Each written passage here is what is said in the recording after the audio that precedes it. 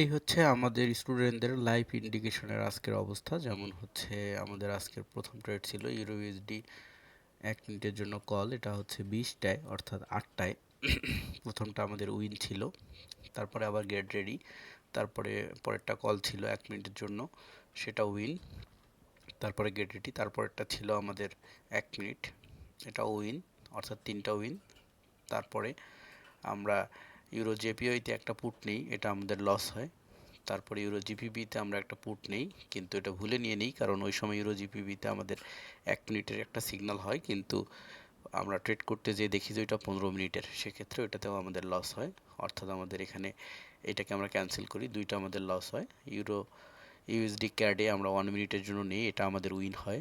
তারপরে আমরা পুনরায় আবার ইউরো ইউএসডিতে একটা পুট নেই, এটা আমাদের উইন হয়। সব মিলায়ে লাস্ট আমরা ইউএসডিতে একটা নেই, এটাও আমাদের উইন হয়। টোটালি আজকের ক্লোজার হচ্ছে আমাদের 60 সিগন্যালের মধ্যে 5টা উইন 2টা লস। এই হচ্ছে অবস্থা। এই হচ্ছে আমাদের ইন্ডিকেশন গ্রুপ। এইটাতে অ্যাকচুয়ালি যেটা হবে, শুধুমাত্র কোনো স্টুডেন্ট মেসেজ করবে না, শুধুমাত্র সবাই এখানে দেখবে আর ট্রেড নিবে। এবং ট্রেড নেওয়ার সময় আপনাকে অবশ্যই ফলো করতে হবে টাইমটাকে, কারণটা হচ্ছে যখন আমি এটা আপনাকে দিচ্ছি এইউডি ইউএসডি কল 1 মিনিট, ঠিক আছে, এই যে টাইমটা আছে, এই টাইমে যেটা ইনস্ট্রাকশন যে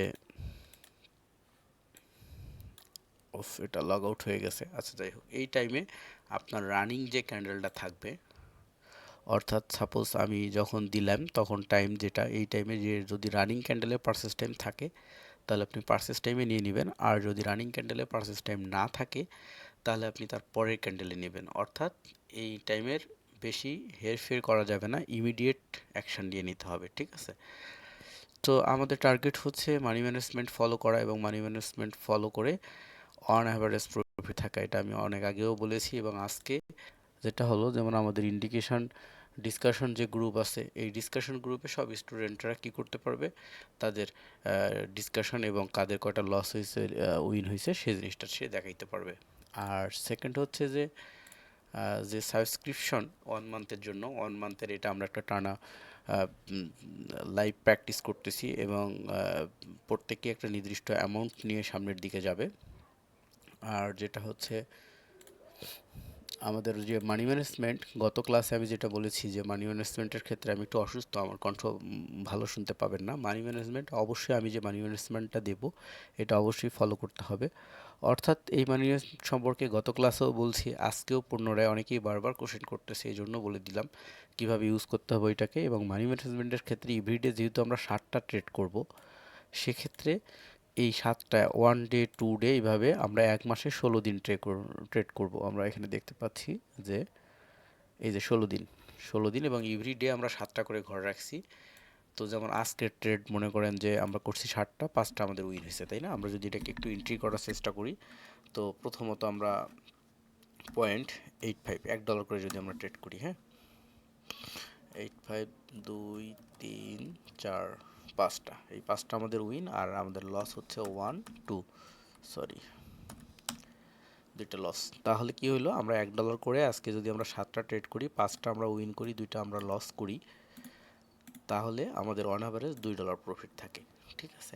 আমরা যদি কোনো প্রকার কম্পাউন্ডিং না করি এবং $1 করেও ট্রেড করে যাই আগামী এই 16 দিন, তাহলে কিন্তু আমাদের এই ওই 16 দিনের স্ট্যাটাস যদি এরকম হয় যে আমরা 5টা করে প্রফিট করি আর 2টা করে লস করি, মানে 2টা লস প্রতিদিনই ধরে রাখলাম, 2টা লস প্রতিদিন হবে না, কোনো দিন একটা হবে, কোনো দিন একটাও হবে না লস, 7টাই উইন হবে, তারপরও আমরা 2টাকেই ধরে রাখলাম। তো মনে করেন এই 16 দিনকে আমি একবারে কপি করে পেস্ট করে বসাই দিচ্ছি, সরি, কপি, এখান থেকে পেস্ট করে দিলাম। তাহলে আমাদের এই 16 দিন প্রতিদিন আমরা ধরছি যে 2টা করে আমাদের লস। যদি আমাদের প্রতিদিনও 2টা করে লস হয়, তারপরও কিন্তু মাস শেষে আমাদের $36 প্রফিট থাকে। কিন্তু কথা হচ্ছে, আমরা যদি এই মানি ম্যানেজমেন্টকে ফলো না করি, ইম্পসিবল মার্কেটে টিকে থাকা। কারণটা হচ্ছে, মনে করেন একজন ট্রেড করতেছে, $1 প্রফিট করছে, এটা কিন্তু $1 না, এটা কিন্তু 85 সেন্ট, এই যে, ঠিক আছে, 85 সেন্ট, এটা কিন্তু $1 না। তো আমরা যদি এমনটা মনে করি যে প্রথম 2টা আমার উইন হয়ে গেছে, আচ্ছা এইবার তাহলে আমার অ্যাকাউন্টে $10 আছে, আমি এবারে $5 দিয়ে ট্রেড করি। সামহাউ আপনার এই $5 দিয়ে আপনি ট্রেড করে দিয়েছেন, মাইনাস হয়ে গেছে লস, অর্থাৎ দুইটা তো লস হয়েছে এরকম, কারণ মার্কেট কারো হাতে না, আপনার $5 লস হয়ে গেছে। তাহলে কি হলো, আপনি কিন্তু $60 লসে পড়ে গেছেন। পরে চিন্তা ভাবনা করলাম যে না রে ভাই ভুল হয়ে গেছে, $1 করেই করি, আবার $1 করে করলেন, দুইটা করতে যায় উইন হয়েছে, আবার মনে হয়েছে আচ্ছা ঠিক আছে এবার একটা রিস্ক নেই, নো রিস্ক নো গেইন নাকি, হয়ে গেল $5 লস। তাহলে কি হলো, আপনার অ্যাকাউন্টে কিন্তু অলরেডি $8 লস হয়ে গেছে। এখন আপনার কিন্তু কনফিডেন্স ভেঙে গেছে, আপনার মানে কোমর মাজা ভেঙে গেছে। কারণটা হচ্ছে যে কি, যখনই আপনি বেশি করে নিয়েছেন তখনই আপনার গেছে, এটা যাবে স্বাভাবিক, ঠিক আছে, লোভ করা যাবে না। তো যখন যেটা এরকম হয়ে যাবে, আপনি লসে পড়ে গেছেন, তখন কিন্তু আপনার এই $8 তাহলে কাভার করতে হলে $1 করে আরও 8টা ট্রেড করা লাগবে। 8টা ট্রেড করার মতো অ্যামাউন্ট আপনার কাছে থাকতে হবে, হ্যাঁ। তার মানে পরের দিন যায়ও কিন্তু আপনি এই ট্রেডটা কাভার করতে পারবেন না। কিন্তু আমরা যদি এমনটা না করি, নিয়ম অনুসারে আস্তে আস্তে স্টেপ ফেলে সামনে যাই, তাহলে কিন্তু আমরা অন অ্যাভারেজ প্রফিটে থাকবো। এবং মেইন ফ্যাক্টটা হচ্ছে আমার অ্যাকাউন্টে ওই পরিমাণ অ্যামাউন্ট থাকতে হবে যেটাকে আমি রিকভার করতে পারবো, লস হয়ে গেলে রিকভার করতে পারবো, এবং ওই পরিমাণ ছোট ছোট অ্যামাউন্ট নিয়ে করতে হবে যে আমার লস হয়ে গেছে তারপরও আমার ট্রেড করার মতো জায়গা থাকতে হবে। অর্থাৎ আমি যেটা বলতে চাচ্ছি, আপনার অ্যাকাউন্টে যদি এরকম $10 থাকে, অনলি $10 থাকে, তো আপনি যদি আজকে লস করে ফেলেন তাহলে কালকে কী দিয়ে ট্রেড করবেন, উঠতে পারবেন না। আবার যদি আপনার অ্যামাউন্টে $50 থাকে, আপনি যদি $10 করে ট্রেড করেন, 7টা ট্রেড করছেন, আপনার অলরেডি শেষ, কি করবেন আপনি? এই জন্য অ্যামাউন্ট যা আছে তার থেকে 2% ইনভেস্ট করতে হবে, অর্থাৎ যেন রিকভার করে বেঁচে থাকা যায়।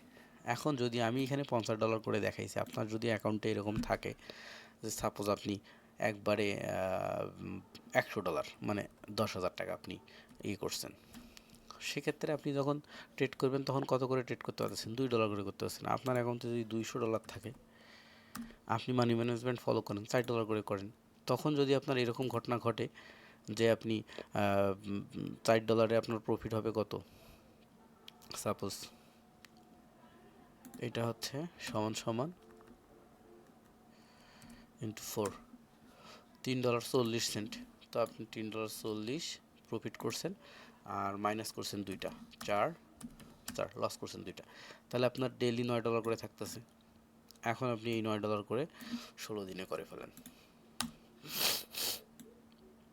আমি একটু অসুস্থ, যার কারণে কথা বলতে প্রবলেম হচ্ছে, কিন্তু মেসেজে একদম অস্থির হয়ে গেছি। অনেকেই বিভিন্ন ধরনের মেসেজ করতেছে, ভাই এটা কি ওইটা কি কেমনি কি, হ্যাঁ, এই জিনিসগুলারে ক্লিয়ার করে দেওয়ার জন্যই করে দিচ্ছি যে মানি ম্যানেজমেন্টের বাইরে কোনো জিনিস নেই। যার কাছে যে মানি ম্যানেজমেন্ট মেনটেন করে না, সে কখনোই টিকে থাকতে পারবে না, সে পড়ে যাবে। আপনি লাখ টাকাও যদি ইনকাম করেন, কিন্তু আপনার টাকার হিসাব যদি আপনি রাখতে না পারেন, আপনি পড়ে যাবেন মার্কেট থেকে। তো কি হলো, দিয়ে দিলাম 16 দিন, হ্যাঁ, তাহলে আপনার 16 দিনে থাকতেছে কত, $144। 144 ইন্টু 110 মানে কত, 15,800 টাকা। আপনি মার্কেটে সময় দিচ্ছেন কতক্ষণ? যাই ইন্ডিকেশন গ্রুপে, আজকে আমরা ট্রেড করা শুরু করছি কটার সময়, 8টা 20টা মানে 8টা, শেষ করছি 8টা 25-এ, তার মানে 25 মিনিট আমরা মার্কেটে ছিলাম প্রত্যেকটি। তো 25 মিনিট ওয়ার্ক করে আপনি যদি $9 মানে 900 টাকা আর্ন করতে পারেন, এটা কি খুবই সামান্য অ্যামাউন্ট? কখনোই সামান্য অ্যামাউন্ট না। আর সেকেন্ড থিং হচ্ছে, অনেকেই বলে যে মানে আমি হচ্ছে যে আপনাকে পে করব বা পে করতে পারবো না, বা ভাই এই সেই অমুক তমুক। ভাই এটা অর্জন করতে গেলে আপনার তো কিছু করতে হচ্ছে না, আমি বলে দিচ্ছি আর আপনি করতেছেন। তো এটা যদি আপনার ভালো না লাগে, তাহলে আপনি নিজে নিজে করেন, সমস্যা নেই। তো ব্যাপারটা তো এমন না যে আমি আপনাকে জোর করে টানতেছি।